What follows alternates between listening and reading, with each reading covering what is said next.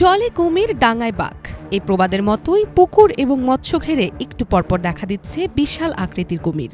কয়েক সপ্তাহ ধরে পানিতে ঘুরে বেড়ানো এই কুমিরের আতঙ্কে দিন কাটাচ্ছেন মোংলা উপজেলার বুড়িরডাঙ্গা গ্রামের বাসিন্দারা। অক্টোবরের প্রথম দিকে স্থানীয় বাসিন্দা অনিন্দ মণ্ডলের মৎস্য ঘেরে প্রথম নজরে আসে বিশাল এই কুমিরটির। এরপর এক সপ্তাহ ধরে লাঠিসোঁটা দিয়ে তাড়ানোর চেষ্টা করা হলেও ১২ অক্টোবর কুমিরটি আবার দেখা দেয় পার্শ্ববর্তী জোয়ারদার বাড়ির বড় পুকুরে। এমনকি পুকুর পাড়ে উঠে মাঝে মধ্যে বিশ্রাম নিতেও দেখা গেছে এই কুমিরটিকে। পুকুরটি সংলগ্ন আরও কয়েকটি জলাশয় ও মৎস্যঘেরের সঙ্গে যুক্ত। আশেপাশে বসবাস করছে ১,০০০-এরও বেশি পরিবার। আতঙ্কে মানুষ পুকুরের ধারে নামছেন না, এমনকি মাছ ধরতেও সাহস পাচ্ছেন না। আমাদের এই পুকুরে, আমাদের জর্দার বাড়ি, আমাদের এই বড় পুকুরে এসে পড়ার পরে আমার এক ভাইপো ও দেখেছে, দেখার পরে আমরাও বিশ্বাস করি। আমার ছোট ভাই সুবর্ণ জর্দার সে দেখেছে স্পষ্ট, অঞ্জন দেখেছে আর মলিনা, এই তিনজনে কুমির দেখেছে। আমরা কিন্তু ওই দিন দেখতে পারিনি। আমরা দৌড়ে যাওয়ার পরে কুমির লাফ দিয়ে পুকুরে পড়ে গেছে।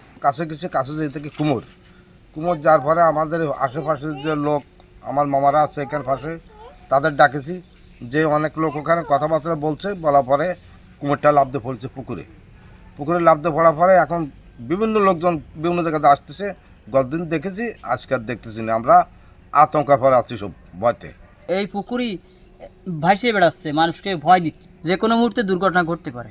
আমাকে তো সব দিন আমরা পানি ব্যবহার করি, নিয়ে খাই। আমাকে তো অন্য কোনো ব্যবস্থা নেই, এই পানি নিয়ে আমরা ব্যবহার করি, খাই। বাচ্চা কাচ্চা আছে, আমাকে এই ভয় করে।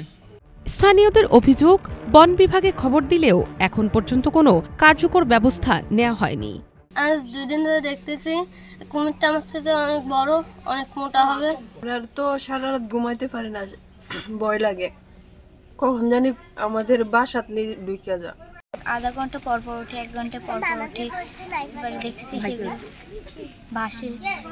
যেহেতু পাশে একটা ইপিজেড, এখানে অনেকে এলাকার বাইরের লোকজনও আছে যারা জানে না, হয়তো বা হঠাৎ যদি পুকুরে নামে একটা বাচ্চা দেখেছে, বাচ্চাটার কুমির আক্রমণ করে নিয়ে গেল, তখন তো বিশাল সমস্যা হবে।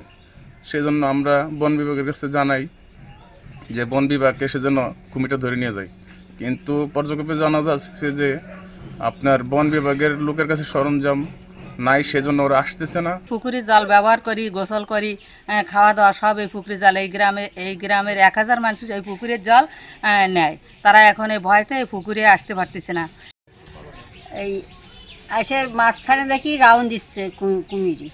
তারপরে সেইখান থেকে আইডিয়া করলাম যে ছায়াতের মতোই হবে।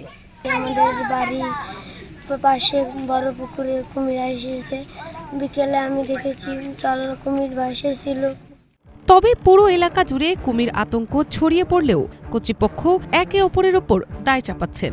সুন্দরবন করমজল বন্যপ্রাণী প্রজনন কেন্দ্রের ভারপ্রাপ্ত কর্মকর্তা জানান, এটি ওয়াইল্ড টিমের দায়িত্ব, তাই খুলনা অফিসের সঙ্গে যোগাযোগের পরামর্শ দেন।